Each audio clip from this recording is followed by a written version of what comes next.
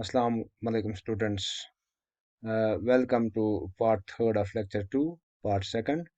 I am your online teacher Ishfaqsamoonvlogs. We are discussing caste and politics. Uh, there is one photo visible on screen. This photo clearly shows the rich and poor gap, upper caste and lower caste gap, and the social inequality prevailing in India. Luxurious lifestyle versus poor slum life. You can assume the difference. See the difference from this photo. Uh, when governments are formed, political parties usually take care that representatives of different castes and tribes finds a place in it. Uh, Political parties and candidates in elections make appeals to caste sentiment to muster support. Some political parties are known to favor some castes and are seen as their representatives.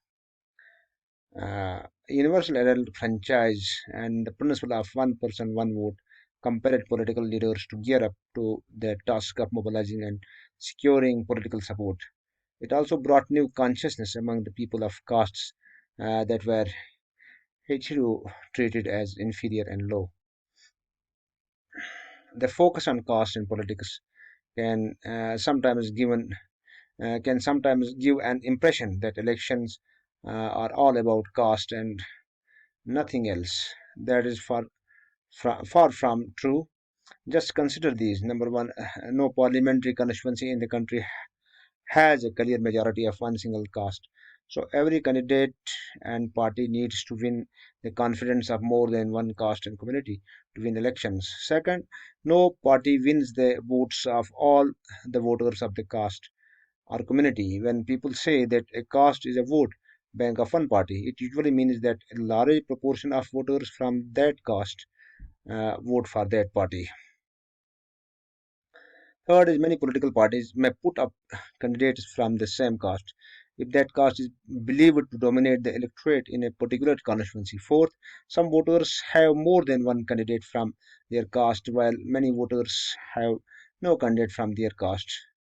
Fifth, the ruling party and the sitting member parliaments frequently lose elections in our country that would have not happened if all castes and communities were frozen in their political preferences.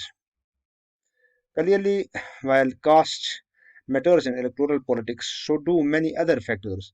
The voters have strong attachment to political parties, which is often stronger than their attachment to their caste or community. People within the same caste or community have different interests depending upon their economic condition.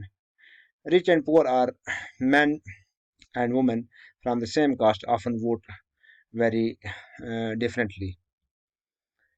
Second is politics in caste. We have so far looked at what caste does to politics, but it does not mean that there is only one way relation between caste and politics. Politics too influence the caste system and caste identities by bringing them into the political arena. Thus, it is not politics that gets caste ridden, it is the caste that gets politicized. This takes several forms. Number one, each caste group tries to become bigger by incorporating within its neighboring castes or subcastes which were earlier excluded from it. Second, various caste groups are required to enter into a coalition with other castes or communities and thus enter into a dialogue and negotiation. Third, new kind of caste groups have come up in the political arena like backward and forward caste groups. It is clear from this topic that caste plays different kind of role in politics. In some situations, expression of caste differences in politics gives many disadvantages advantaged communities the space to demand their share of power. In this sense, caste politics has helped from Dalits and OBCs castes to gain better access to decision making. Several political and non political organizations have been demanding and agitating for an end to discrimination against particular castes, for more dignity and more access to land, resources, and opportunities. At the same time, exclusive attention to caste can produce negative results as well, as in the case of religion, politics based on caste identity alone is not very healthy in a democracy. It can divert attention from other passing issues like poverty, development, and corruption. In some cases, caste division leads to tensions, conflict, and even violence. Assessment. Well, students, after completing these lectures, you are now able to answer these questions. Number one, discuss three factors that determine the outcomes of politics of social divisions. Second, when does a social difference become a social division?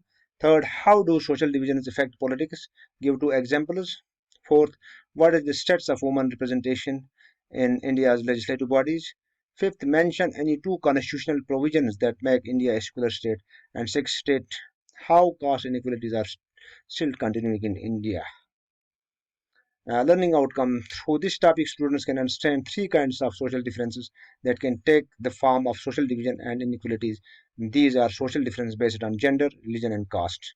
We can assume from this photo, which is visible on screen, that luxurious rich people living in posh colonies and poor people they live in slums.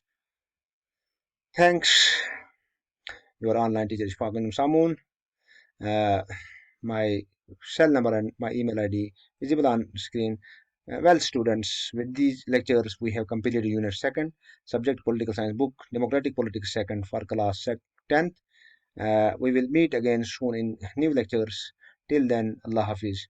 Don't forget to like, comment, share, and subscribe my YouTube channel. Thank you.